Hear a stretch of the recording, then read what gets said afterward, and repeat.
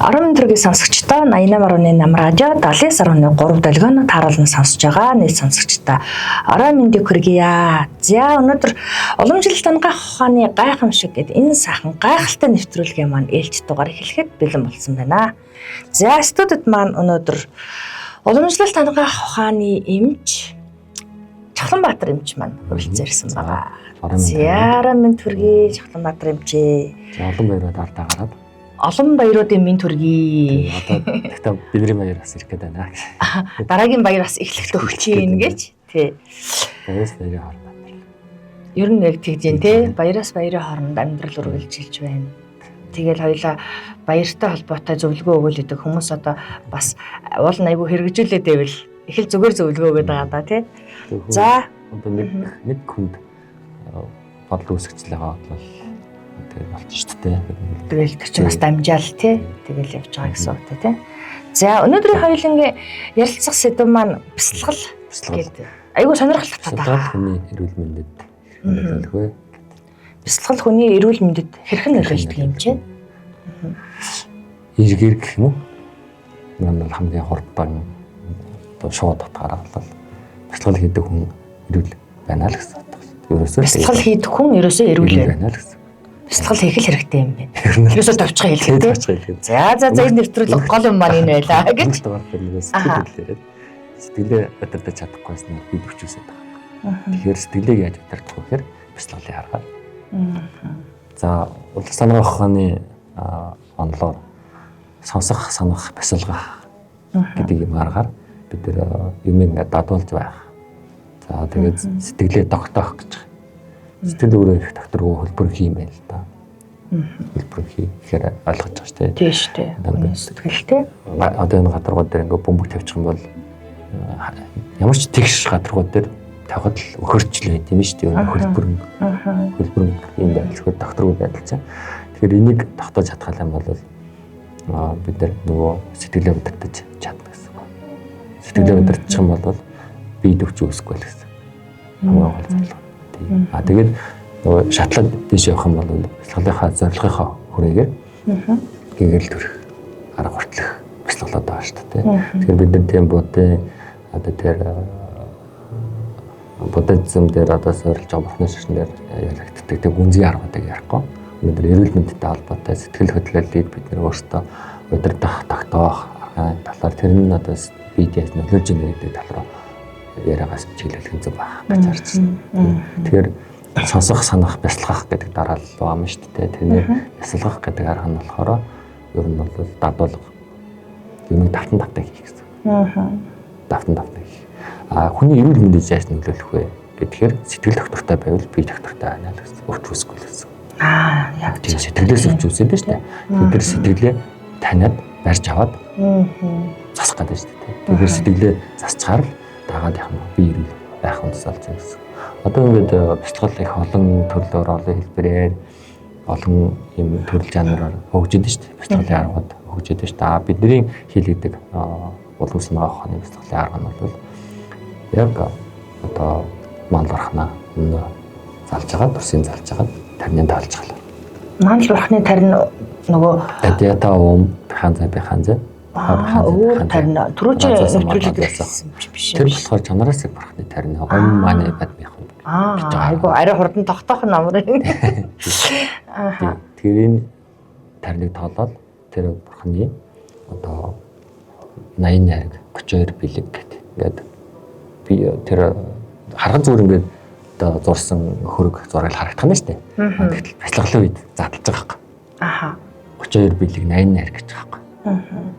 32 бэлэг гэдэг юу гэхээр одоо бидний харуул нүд нь ямар байна, хөмсг нь ямар байна, хамар нь ямар байна, тэ? Одоо би тэр хэмжээс үед ямар хуруу гар бидний харуул дандаа бурхан дээр хүн тэтгэлээр ярьж байгаа. Би зүгээр энгийн хүн дээр л болох гэж яриад байгаа. Тэр хүн тэтгэлээр бол нүд бол нийлмээ. Тэ? Одоо гар бол мотор гэл ингэ ярьж байгаа. Толгойг тэргүү гэдэг бурхан дээр энэ хөөрч таахгүй. Тэр бүгдийг ингэ ажиглаад ингэ бяцлахаал ингэ тахал дээ. Тэгээд бяцлахж жагаад тэмбэнсээ яах нь тэр бурхны хүчээр гэрлийн хүчээр миний одоо бяцлахж байгаагийн хүчээр энэ хоёр хүч нийлхэнэ дээ. Надаас нэг хүч гарах гэдэг нь да. Тэгээд миний бяцлахтын тэр хүчээр одоо байгаа одоо бурхан заларж байгаа орноос Яг тэр би өмнө тавьсан байгаа бурхнаараа ингэж тагтаж харж чадах юм бол өөрийгөө эдгэх хүчийг тэндээс гаргаж ирж авч байгаа юм. Бяцлаглалын зөв тогтолцоо тэр. Бурхан байгаа. Бяцлал хийж сургал чухал юм байна тий. Зүгээр энгийн одоо бяцлаглууд байгаа. Одоо амьсгалын бяцлал байна. Юуч бодохгүй байх бяцлал байна. Дотроо харах уу, юм ярихгүй байх бяцлал байна. Зүгээр л юуч бодохгүй байхыг л хичээх тасгал байна. Бяцлал арга байна. Гэхдээ бодоод идэх юм билий. Гэхдээ бүр ингээд өөр юм бодоорой гэж хэлж байгаа байхгүй юу? Та ингээл дээшээ толгой руу орлоо, доошоо ингээд хүрдэн дээр ирлээ, тий ингээд жижин дээр ирлээ гэд ингээд зааж байгаа байхгүй юу? Тэнгөт өөр юм бодоод байгаа байхгүй юу? Тэгэхээр ерөөс сурахгүй юм тий. Яавал сурдаг юм бол? Тэгэхээр бяцлал хийх юм тулд бяцлал гэдэг чинь өөрөө л дадуулга гэсэн. Дадуулга. Олон дахин хийх. Эсвэл Цээжлэмээс ганц хоёрыг хийгээл юу гэж яах вэ тий? Нөгөө өдөр тутамдаа бид нар ч маш олон зүйлд дадсан байт юм байна. Ингээд хоолыг одоо хүүхэд төрхөөсөө халаад авьяастай төрж байгаа байхгүй. Энийг уурлах. Одоо хоолонд идэх, зайлах биеийн бяцлаг юм тий. Тэр чинь яаж нэхэр олон ингээд төрөл тутам яваад ирэхдээ дадсан байдаг. Их мөчийн дадуулга байгаа. Ганц зүйлийг чадахгүй байна. Сэтгэлээ барьж, сэтгэлээ татаж чадахгүй. Тэгэхээр бяцлаглалын аргаар бид нар сэтгэлээ таньж барьж гаргаж ирж байгаа. Ийм арга байхгүй. Тэгэхээр дахин давтна гэсэн оролдоол байх гэсэн. Гэхдээ өөртөө таарах одоо тэр хэрэг бурхан бяцлагж байгаа бол өөртөө таарах бурхнаа л жишээ зорилгоо тодорхойлох гэсэн. Би юуны төлөө бяцлал хийж байгаа вэ гэдгээ дотроо өөр гэсэн. Тодорхойлоо. Хэрвээ ажил үсээ сайжруулна гэх юм бол нэгөр насаа урцгана гэвэл нэгөр оюун санаагаа сэтгэл санаагаа сайн байлгах гэвэл нэгөр бяцлагч бүгдөө дотроо бас тэгээд явж байгаа юм уу? Мань хөгжөөх гээд одоо ингээд тий мань хөгжөөх. Мань бадмах ингээд аялаад ингээд болоо нэлээс аваад энэ бяцлаглалын нэг л хэлбэр шүү дээ. Бас чимээтэй чимээгүй тий одоо ганан хийдүүд өглөө болго өдөр болгон тогтмол цагт хурал одоо ингээд хоёр талаас очоод хурал хураад байгаа шүү дээ. Энд дадуулга бяцлаглалын нэг арга шүү дээ. Бяцлах гэхээр ингээд харахгүй газар нүдэ анаа. Зөвхөн нүдэ анаа суугаад таг суух биш байхгүй. Дадуулгач ерөөсөө тийм байхгүй. Дадуулаад сэтгэлээ таньж барьж байгаа л харах байхгүй. Тэрний цанд юу гэхээр хамгийн энгийн арга нөгөө төвчээрээс ахуулаад, хичээл шамлаас ахуулаад маш олон үр дүнд хүрч идэм юм. Төвчээр. Одоо нэг ярьсан дээр би хэлжсэн та одоо 10 жилийн багш бол хүүхдийг багшаас олон өсөх хэрэггүй. Ялангуяа нэгдүгээр ангийн шинэ хүүхдүүдээр сууд сургаал болоо. Хийх системийг хийгээл дуусгаал босгож байгаа бол тэр багш тэр хүүхдийг тэр суух бяцлаглыг тэр хүүхдэд заагаад өгч байгаа. Тэр хүүхэд хичнээн босмоор босхгүй суужгаад хийх юм хийгээд дуусж байгаа. Тэр үр дүнд хүрч байгаа. Энэ бол бяцлаглалын хэлбэр л байна. Бүр энгийнээр харахаар ийм зүйл аахгүй. Суух чадвартай тийм. Тэр хүүхдэд яаж юм тэр сэтгэлд нь чээс ингээд суух юм бол энгийн үр дүндээ хүрнэ гэдэг зорилгыг өгчгөр тэр хүүхдэд яаж хүрч чадж байгаатай адилхан. Тэгэхээр бяцлаглалынхаа таны өмнө нь одоо суужсэн тэр одоо хүрд дээр бяцлагж байгаа аргууд таны зорилготой нийцэхгүй болохоор танд тохирохгүй байх гэсэн юм. Тохирохгүй байхгүй. Тэнгүүд өөр дөрөө үүсгдэг арга байна. Өмнөний огторгууд үүсгдэг арга байна. Ингээд дахиад дотроо төрөлж өвчдөг байхгүй. Зорилго нь янз янзгүй хоол орон зорилгод байна шүү дээ. Ер нь бол хамгийн дээд цатны бяцлал нөгөө нэг наснд бурхан болгох үйлс арга байгаа байхгүй. Тэгвэл тэрний тулд яаж юм гэхээр энд тарнаад олж явах хэрэгтэй та энд одоо яах нь бодис одоо зай гэдгийг тэрийг бүрдүүлж явах хэрэгтэй. Энд тоогоо явуулж явах хэрэгтэй тэг ч юм уу энд орчноо бүрдүүлсэн байх хэрэгтэй ч тийм ингээд тэр бяцлаглалын орчин юм чинь шал өөр болчихж байгаа. Эрүүл мэндийн жаад нөлөөлөх вэ гэхээр сэтгэлэл доктортой байвал өвчин байхгүй. Сэтгэлээ доктортой болохын тулд бяцлал хийж сурах хэрэгтэй юм. Бяцлагаад байгаа гэсэн үг. Тэгэхээр энгийн заавал одоо бурхны шашны гэхгүйгээр хүн энгийн өдөр тутамдаа амьсгал дээр хүртэл төвлөрөө сууж болж штэ. Тэр хүний зорилго нь юу вэ? За би 100 одоо амьсгалах хэрэгтэй 200 тавьшлах амьсгалах хэрэгтэй. Амьсгалаа авж байгаа гаргаж байгаагаа нөгөө мэдэрч байгаа ингээ хэвлийг мэдэрч явах хэрэгтэй. Тэгэл болоо штэ. Ийм бяцлал төртөл байна штэ. Бяцлал хийгээд ирэхээр хүний анхаарал төвлөр сайжирч. Зөв. Тий. Биеийн эрүүл мэнд сайжирч байгаа. Ухаан одоо сайжрах буюу шийдвэр гаргалт. Амьдралыг харах үнцэг. Бүх зүйл дээр эерэг болчихсон. Тийм бяцлагдаг хүн ингээ нэг хараа хурц, тэгээ анхаарал, сонор бүх юм маш өндөр.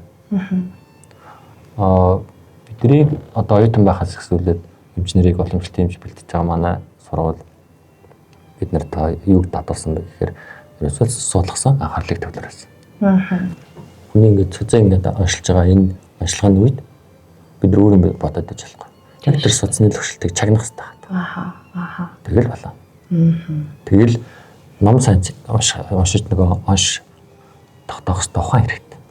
Тэрний тарныг нэлээд өгсөн. Тэрний даалгавар өдрлөг унш.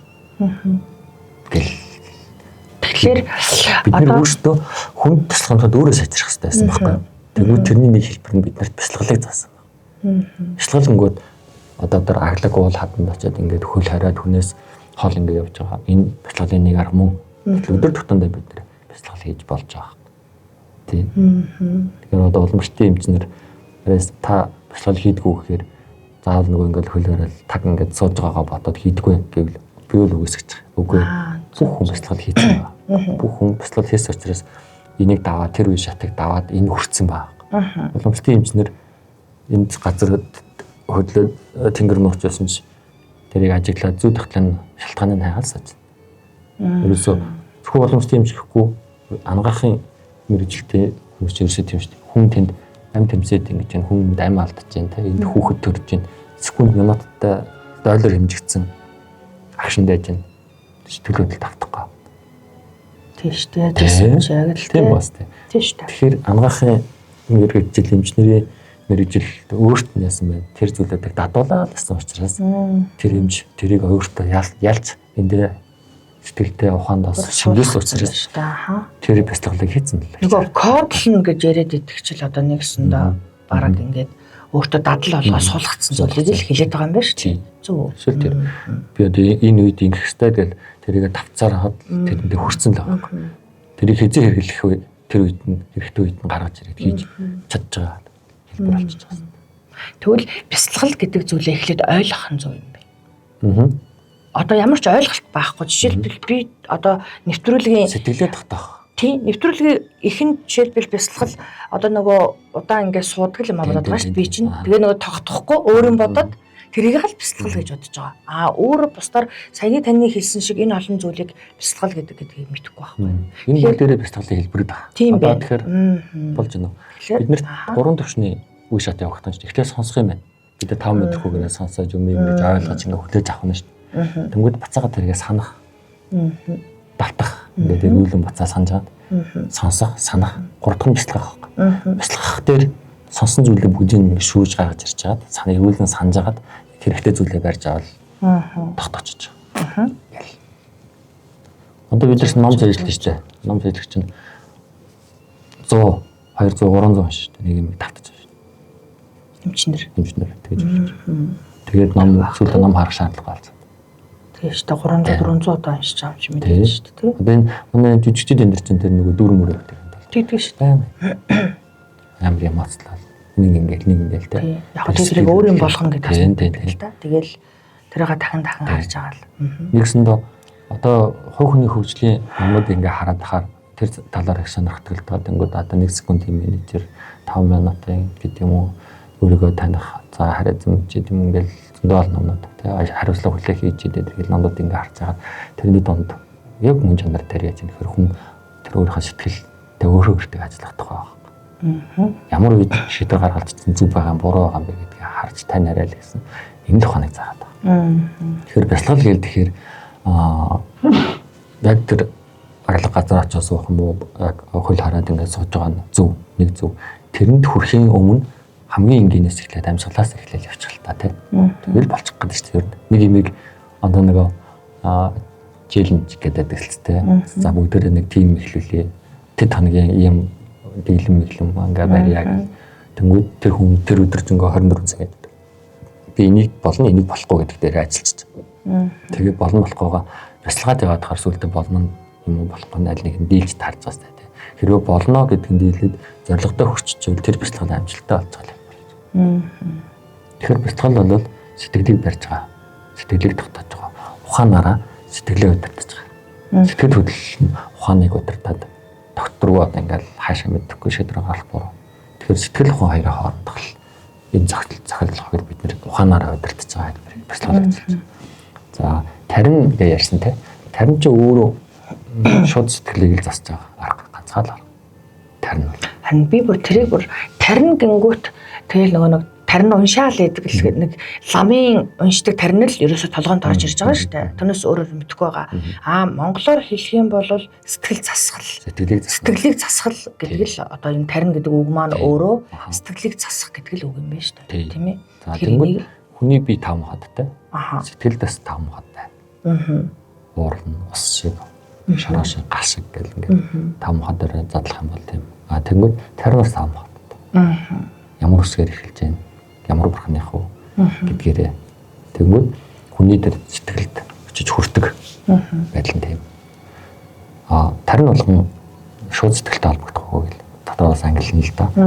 Одоо нөгөө хүч ярилгадаг тарин бас тастаа. Хүчин дотроо бүх хүчин дээр тастаа тарин бас байт юм бэл.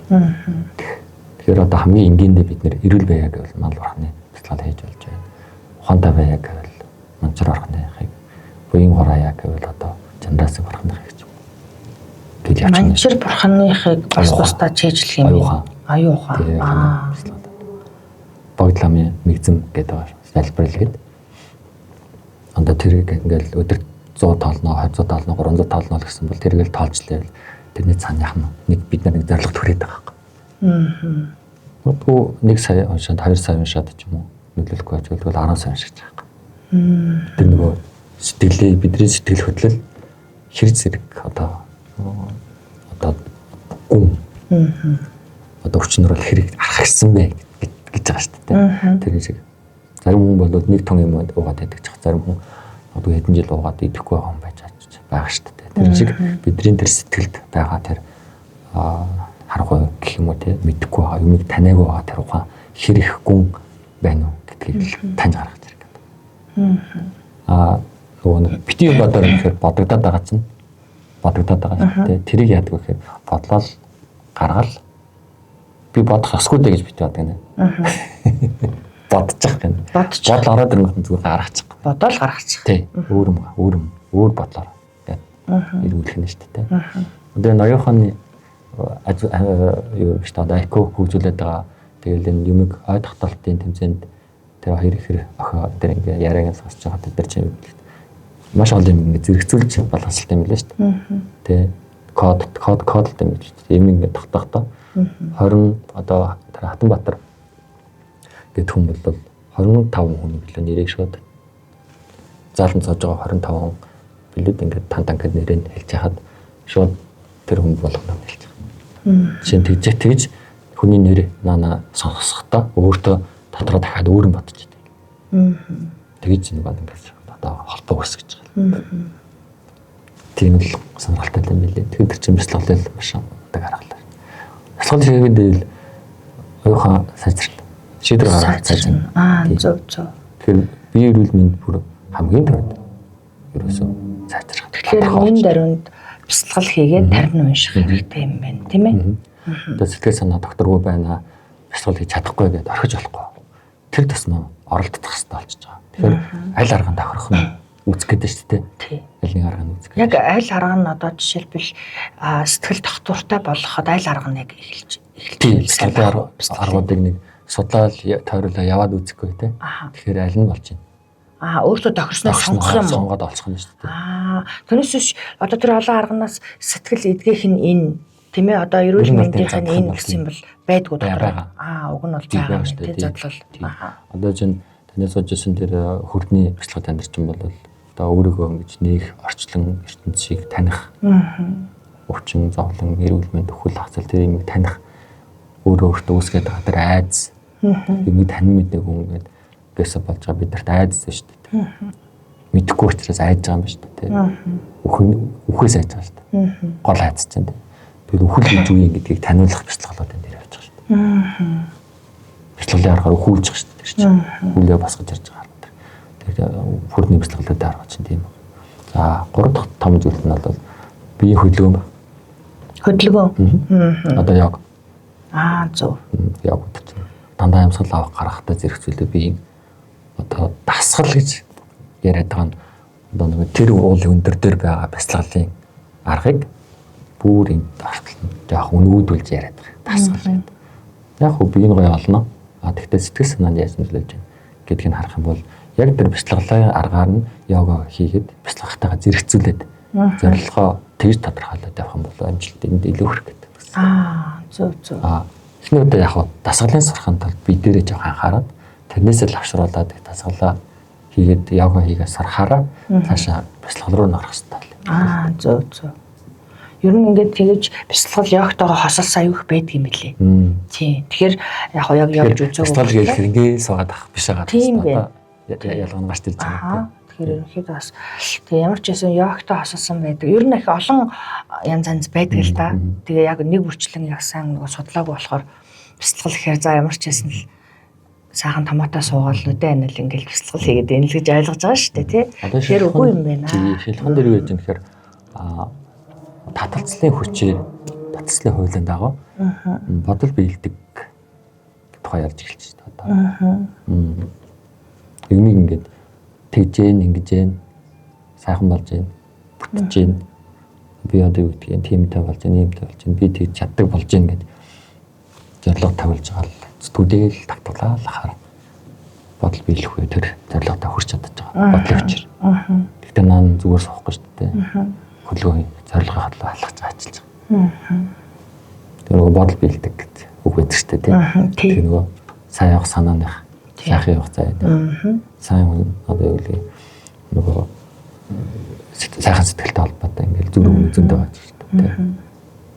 Тэр чинь тэгэхээр тэрний цан бяцлаглалын аргууд маш олон байгаа. Тэр болгоно бид нар бяцлал гэж харахгүй бяцлал хөнгөл хөл хараал таг ингээд суухыг яриад байгаа гэж ойлгоод байсан чинь маш олон өргөн утгатай байж байгаа. 10 жилийн бага ангийн хүүхдүүд ингээ хоёр бүлгийг нэгийг одоо шалгалтандаа юм өндрөө наавж байна гэд. Энд Японд хийсэн судалгаа байлаа да. Гэд. Тэгэл ингээд хичээл эхлэхийн өмнө тэгэл хичээлээ заагаад нэг ангийн талаар юу ч хэлээгүй.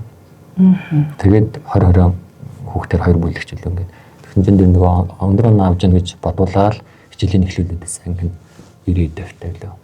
Тэгээд зорилготой хүрч чадж байгаа. Тийм байна. Бодол гэдэг юм чинь тийм чухал тийм ээ. Бодол биелнэ гэдэг. Бодол биелнэ. Та бодол биелэх гэдэг итгэж чинь. Итгэж штэ. Тэрийг бол аягүй сайн ойлгоод итгэв. Тэгэхээр бяцлаглалын зорилго чинь тийм байхгүй. Бид нар бодлоо өдөртөж байгаа. Ухаанаараа сэтгэл хөдлөлөө бодлоо өдөртөж байгаа. Тэгээд тэр бодож байгаа бодлороо би энэ дэр гарцсан байна гэж бодоод байгаа байхгүй. Тэгээд эзэн нэг өдөр очиж байгаа. Одоо лам хүмүүс бол бурхантай уулзж яах гэж бодох. Тэр амгалангийн оронд очсон байна гэж бодох. Би өөр ингээ гэрсэн гэрэл цацарч яах гэж бодох гэдэг. Бүр хамгийн энгийнтэй. Өдөр тутамдаа бид нэр эмчнэр гэх юм бол за би ийм өвчтэй хүнийг эдгэж гин гэж бодох нь шүү дээ. Жишээ нь ийм бичлэнгээр таны хувьд яа тийм за би нэг ийм ажил бүтээх гэж байгаа. Энэ ажил маань ингээ бүтэж гин гэж боддог л тийм. Энэ чинь одоо ютубер ингээ хахаар айгүйх юм гардаг болсон байна шүү дээ. Бодол биелнэ гэдэг дээр. Тийм. Бас фэйсбુક мөгөр ч одоо дүүрэнд л ернэ. Бас яг сайн зөвийг олоод уншиж чадвал бас их юм байгаа шүү дээ. Ер нь сайн судлах хэрэгтэй. Тийм тэгээ маш сайн удирдахч хэрэгтэй. Хөлгөн гоц далаад ингээд зүггүй чиггүй хөлгөө далаад хөлгөн гоц явж байгаа. Ахмад капитан гэсэн хүн байдаг шүү дээ. Тэр хүн хэрэгтэй байхгүй. Тэгээ чиглүүлэх хүн хэрэгтэй. Их олон хэрэггүй. Ганцхныг бариад юухарлаад байж болохгүй. Тал бүрээс нь содолж чад өөртөө тохирохыг болох. Өөрийнхөө татаад хүн чинь юу хүсэж байна гэдгийг олж агаад тэр татаад хүнийхээ хүсэж байгаа дээр очих хэрэгтэй болж байна. Жарлага дээр нийцүүлэх нь шүү дээ. Тэгэл бяцлаглалын хараад очиж байгаа. Одоо ингээд 3 нас 4 настай хүүхдийг ер нь 4 настайгаас хүүхдүүд ингээд суугаад завл суулгаад гарын ингээд бариулаад хэвлийн амьсгалаар ингээд амьсгалын бяцлал. За чи тэд тоолно шүү гэд амьсгалаа авч байгаа гаргаж байгаа гэд ингээд суу гэд ингээд суулгаад ахаар суусуучтэй. Тажгүй. Оюутнуудад одоо ингээд ангахаа Анхаахын сургуулиуд хичээл зааж та. За энэ дээр ингэж бодно шүү гэл. Ирэх яриулаа гэл суулгаж байгаа шүү. Ирэх хөрөөлөө да. Хичээл дээр бас ирэхээ барих юм уу тий? Одоо ч тийм зэрэг юу ах шүү. Эрэхтэй хүмүүс харагдаад байгаа шүү.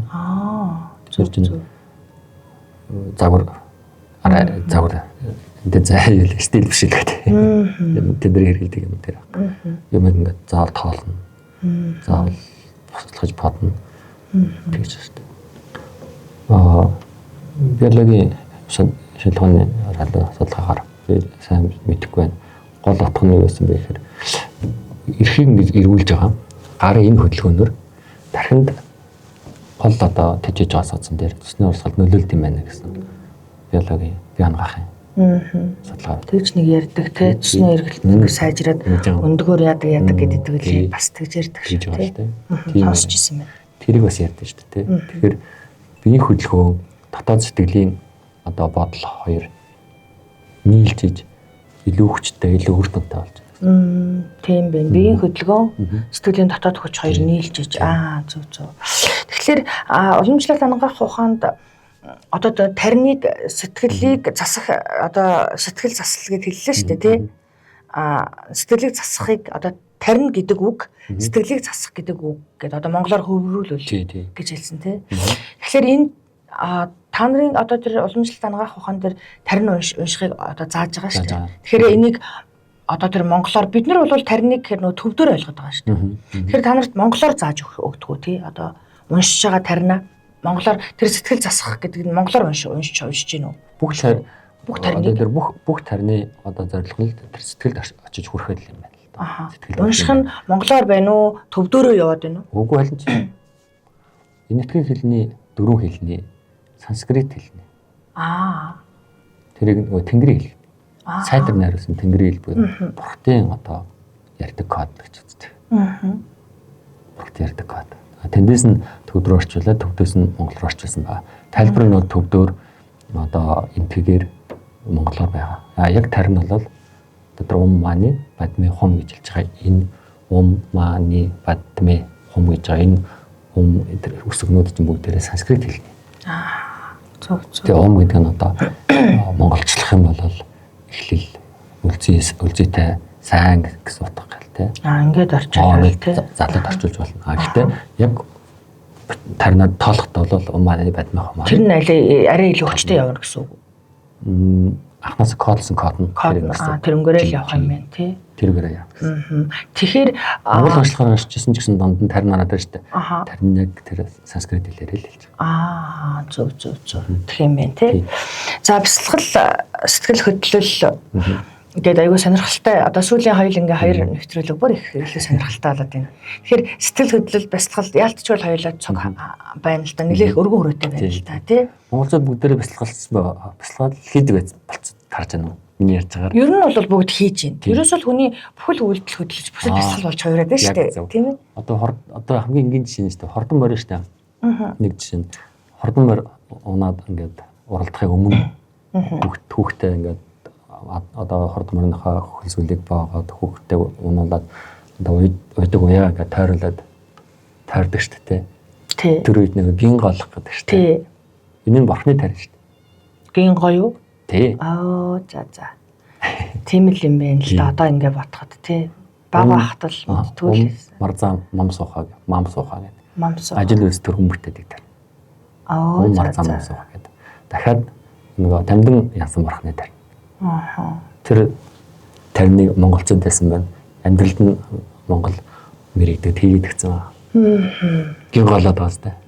Тэр гин голоод уртын дууч юм шиг, монгол дууч юм шиг тэгсэрнэ гээл хумар заамам суухаа гэдэг. Энэ тариныг нөгөө мань хөгжиж байгаатай адилхан гэж хэлж байна. Гин гоо гэж харин тэгээд хэлэх юм те. Унаач хүүхэд одоо өөрөө тэр уянгалуулж одоо ингэж гин голж явах үед юу бодох вэ? Би төрүүлж ийн гэж бодож байна. Мөн үү? Тийм байна. Тэр чинь ингээд нэг морио балгахтаа ингээд тий одоо мар болтохын өмнөх л тий өмнө ингээд нэг уяагаа тойроо тий.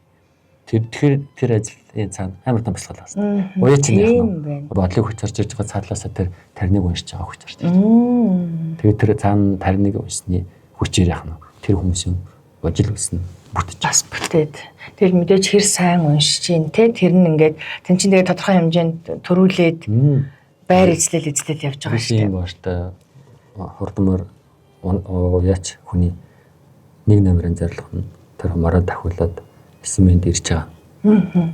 Тэгээд хоёрдугаартаа мэдээж төрүүлэх тийм баг тийм. Морийг яах гэж уйж байгаа гэхээр баясчлах сэтгэлээ байсгаж байгаа.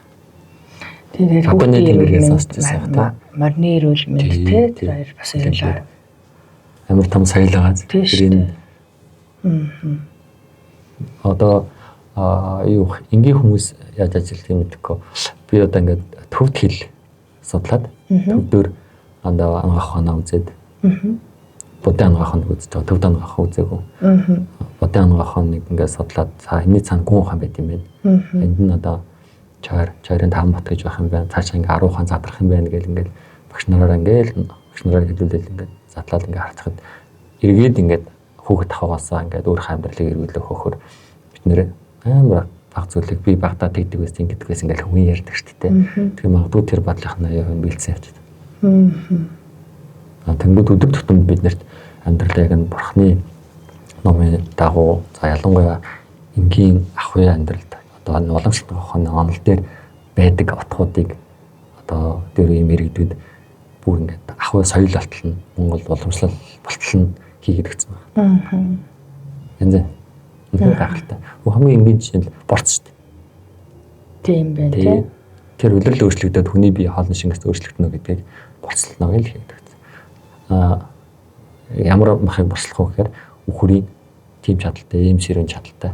Үхэр ямааг л борцолдог тийм. Сэрэн чадaltaй махыг борцлоо. Тэрийг ингээд таниад махад тийм тэр хуулийг бүр ингээд амьдрах бод тийм. Мандаа. Тэгээ борцыг хаана идэх 100 гатна. Тийм шүү дээ. Зүгээр гадаад махад төлжиж байгаа амтан мал таргатыг аваагүй байгаа. Нэг үе тийм байгаа. Тэнгүүд эдийн төрш тааруулаад модохгүй хадгалах арга юу вэ? Борцлох байх хэрэгтэй. Өсгөжүүлж байгаа шүү дээ. Тэгээ борцлоод идэхээр тэр усгүй болоод ирсэн учраас хүний биеийн тэр хададны элцэн хамгийн бага үед нь усгүй мах идэхээр тэр буцаад хамгийн сайн шингэж уураг одоо шимтэж хэлээ нөхөж авч чадж байгаа хэлбэр. Гэх мэтлэг нэр.